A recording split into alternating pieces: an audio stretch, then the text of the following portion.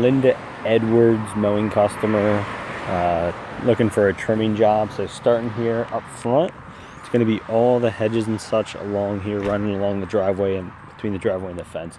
So all of these things, flowery type of funky stuff, they're actually weeds. You want them gone, so just hand pull them. I wouldn't like trim them. I would just hand pull each and every single one of them. So you should just see this little ground cover and not these things, and you'll see them kind of periodically throughout. So pull them out. The rest of the ground cover you can leave. She's looking to trim back stuff kind of off the fence as well. So she said like trim, shape, cut out dead stuff, and weed it.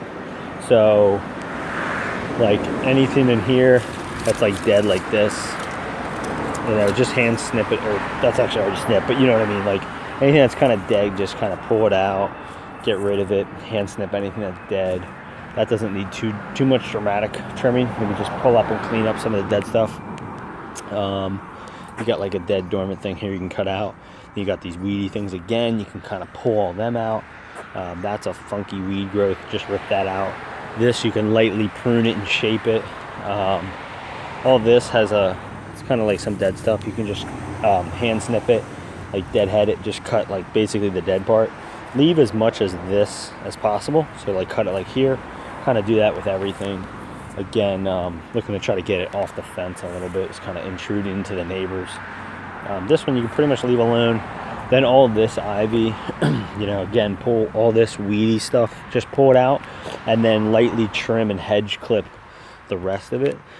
All this ground cover ivy stuff too, you'll see. We want to just take our string trimmer, flip it, and kind of edge it along the driveway. And then lightly prune and shape. And then on the back side of it too, I would try to take your hedge clipper and just, again, get it off of the fence so it's not growing through the fence. That was kind of one of her bigger concerns, like stuff's growing into the neighbor. So trim everything with like a hedge clipper or something, kind of get it off the fence. Lightly trim and prune all this. All of this is, again, a lot of weeds to pull here. She specifically said you just pull these weeds out. Pull them out, and probably don't need a light pruning there, but like, again, edge it here so you can see that brick again. You can see the brick all down. Probably lightly prune this. This one, just like do a light pruning of this stuff. More so in the back to get it off the fence. Trim the ivy to edge it here.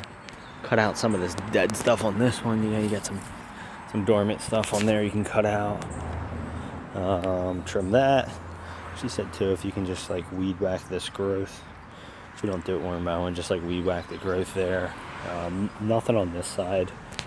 Actually, I should have said to her, maybe did she want us to prune these, but you could, if you see her in person, you could ask her, do you want us to prune this one?